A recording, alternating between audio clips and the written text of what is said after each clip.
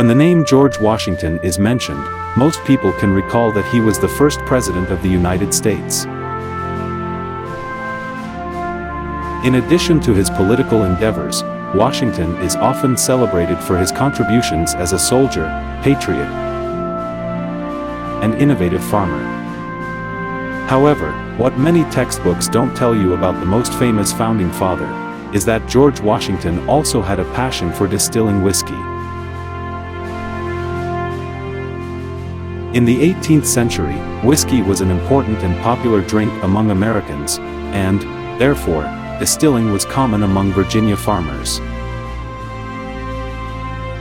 In October of 1794, as president, Washington actually led a military expedition to Pennsylvania to put down the Whiskey Rebellion, which was sparked by the unpopular 1791 federal excise tax on whiskey. The president, along with 13,000 troops, quickly acted to suppress the uprising of farmers, who felt burdened by the tax on their small distilleries. Washington's decisive action effectively helped maintain federal authority, while safeguarding the nation's whiskey production. Within 3 years, Washington's estate, Mount Vernon, already a prosperous plantation, would become home to a successful whiskey distillery. In 1797, estate manager James Anderson persuaded George Washington to begin producing whiskey on property, first using 2 temporary stills in the cooper's shop. The successful experiment led to the construction of a separate whiskey distillery on the estate, near the grist mill. Mount Vernon's large operation, with 5 stills, soon began producing nearly 12,000 gallons of spirits by 1799, proving to be a profitable venture. It was known to be one of the largest and most profitable whiskey producers in the region. Despite the distillery's success, George Washington rarely drank whiskey. Instead, his decision to venture into whiskey making was not only driven by personal financial interest but also by other economic factors. Whiskey production provided a valuable source of income for Mount Vernon, and allowed Washington to diversify his business ventures.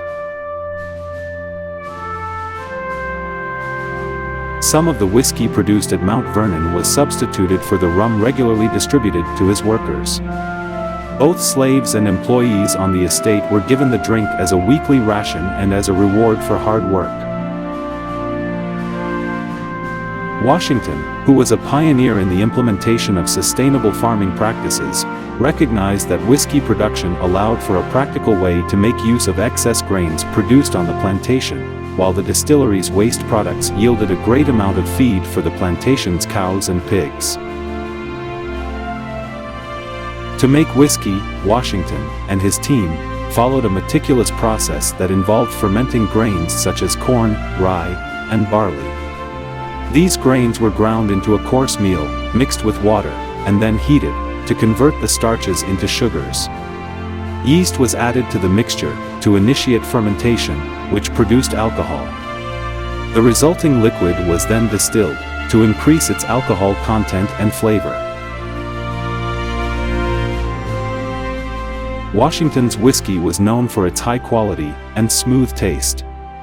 It was enjoyed by locals and visitors alike, gaining a reputation for excellence, in a time when whiskey production was still a growing industry in the United States.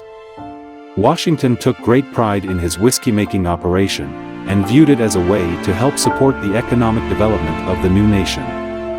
The whiskey distillery continued to operate after George Washington's death, until approximately 1808. It was later destroyed by fire in 1814. Despite this, George Washington's legacy as a whiskey maker serves as a reminder of his entrepreneurial and innovative spirit. His ability to produce high-quality whiskey, while maintaining a commitment to sustainability and excellence, is still celebrated today as a unique aspect of the remarkable life of George Washington.